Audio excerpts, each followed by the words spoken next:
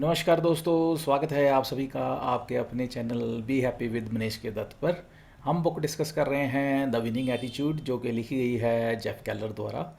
आज इस बुक का जो चैप्टर हम डिस्कस करने जा रहे हैं उसका नाम है make the most of your opportunities.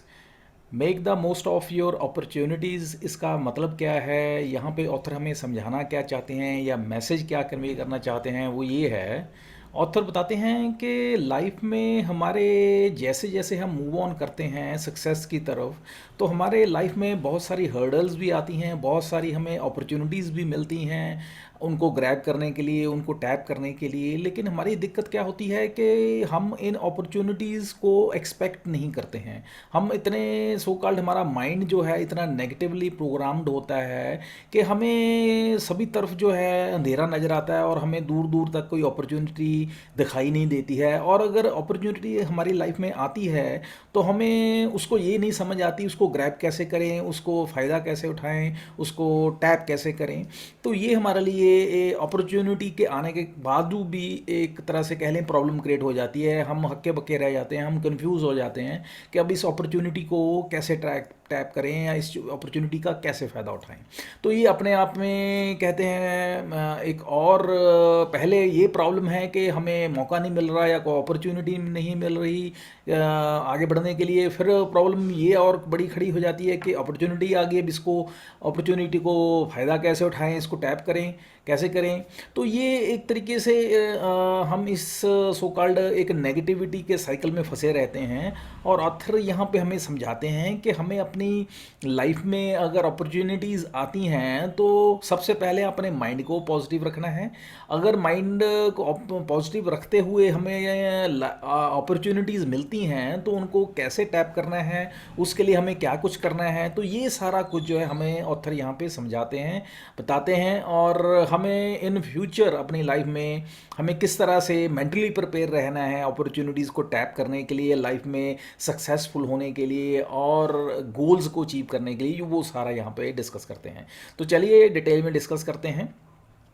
Author coat के साथ एक शेयर करते हैं, स्टार्ट करते हैं इस चैप्टर को। ये कोट है अब्राहम लिंकन की। कोट में क्या कहते हैं, I will prepare and someday my chance will come.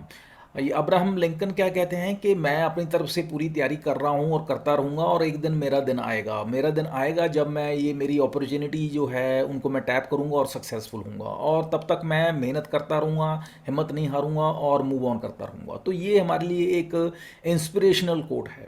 तो आगे चलते हैं।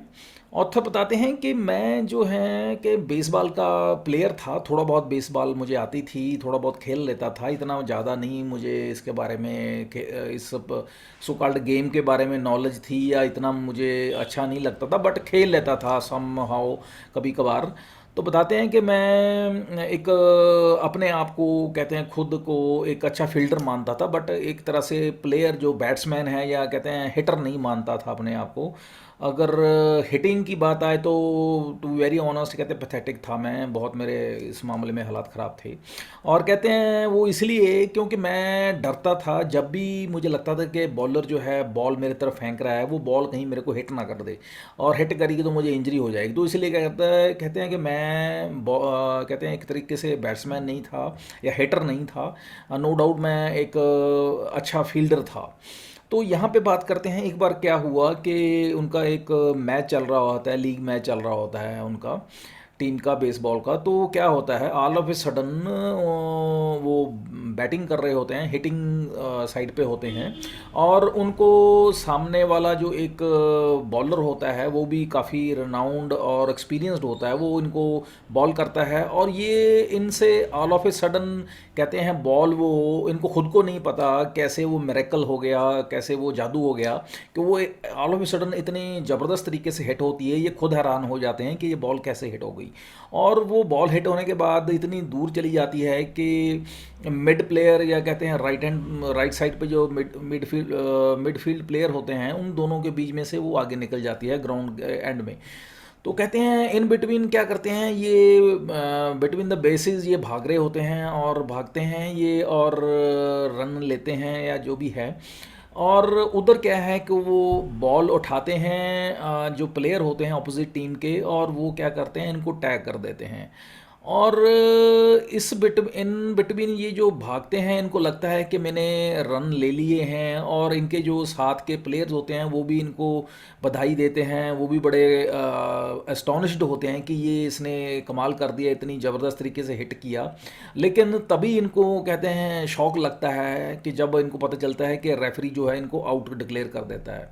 तो अब यहाँ पे बताते हैं कि इनकी क्या इनकी प्रॉब्लम होती है कि ये बेस रनिंग जो है उनके लिए, उस चीज़ के लिए ये तैयार नहीं होते, मेंटली प्रिपेयर नहीं होते। जैसे पहले बताया कि ये अपने आप को के हिटिंग प्लेयर नहीं मानते थे, ये एक अपने आप को सो कॉल्ड एक तरह से फील्डर मानते थे। अच्छा, तो क्या हुआ कि इन्होंने क्या गलती की, इन्होंने एक्सपेक्ट नहीं किया था कि इतने अच्छे तरीके से बॉल को मैं हिट कर दूंगा, और ये बेस रनिंग के लिए तैयार नहीं थे, उसके लिए प्रिपेयर नहीं थे। तो इस तरीके से अच्छे तरीके से ये रनिंग नहीं कर पाए, बेस रनिंग। तो उससे क्या हुआ कि ये रन आउट हो गए, और इनको उन्होंने टैग करके अपोजिट टीम में उनको आउट कर दिया। तो अब यहाँ पे इनको शौक लगता है कि इन स्पाइट ऑफ कि मैंने इतना अच्छा हिट किया और सभी ने उसको एक्नॉलेज किया, लेकिन मैं फिर भी आउट हो गया। और यहाँ पे इनकी एक्सपेक्टेशन के ऑपोजिट हुआ जो भी हुआ। और ये सारे एपिसोड के बाद फिर अब ऑथर हमें क्या बताते हैं, मैसेज क्या कन्वे करते हैं। कहते हैं ये जो हमारी लाइफ में एक्सपेक्टेशंस जब हमारी लो होती हैं, हम अपने आप पे ही कहते हैं विश्वास नहीं करते, हमारा कॉन्फिडेंस लो होता है, हमारी एक्सपेक्टेशंस लो होती हैं। अगर हमारी लाइफ में कुछ अच्छा भी होता है तो हम उसकी जो एक तरीके से जो उसको जो अपॉर्चुनिटीज़ होती हैं उसको ग्रैब नहीं कर पाते हैं। उस अपॉर्चुनिटीज़ को ग्रैब करने के लिए हमें क्या करना चाहिए, उसके लिए दो सजेशंस हमें देते हैं। वो दो सजेशंस क्या हैं?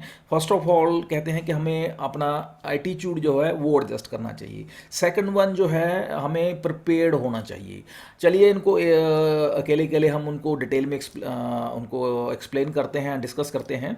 First one is adjust your attitude. यहाँ पे ऑथर बताते हैं कि जनरली क्या होता है कि जैसे इन्होंने बताया कि उस लीग मैच में इनका एटीट्यूड जो था वो नेगेटिव था, या बहुत इनको अपने आप पे कॉन्फिडेंस नहीं था। ऑल ऑफ ए सडन इन्होंने बॉल को हिट किया, और बेस रनिंग में इनको कहते हैं एक्सपेक्टेशन नहीं थी, इन्होंने प्रैक्टिस नहीं की थी, तो ये भाग नहीं पाए थे। तो उसकी वजह से ये कहते हैं सो कॉल्ड रन आउट हो गए, उन्होंने अपोजिट टीम ने इनको टैग कर दिया। तो बताते हैं कि ये जो अब इनकी सो कॉल्ड एटीट्यूड की वजह से हुआ। अगर इनका एटीट्यूड पॉजिटिव होता, उस चीज़ के लिए मेंटली पहले प्रिपेयर होते, तो शायद ये सिचुएशन ना पैदा होती। अब यहाँ से हमें क्या मैसेज देते हैं कि बताते हैं कि जब इन्होंने बॉल को हिट किया उसके बाद इतने बौखला गए कि इन्होंने बेस रनिंग स्टार्ट कर दी, जस्ट लाइक कहते हैं ए चिकन विदाउट हेड। तो कहते हैं जैसे चिकन विदाउट हेड भागता है, कहते हैं इस तरह से मैं भाग रहा था, तो कंफ्यूज्ड स्टेट में। तो इस तरह की उनकी हालत थी।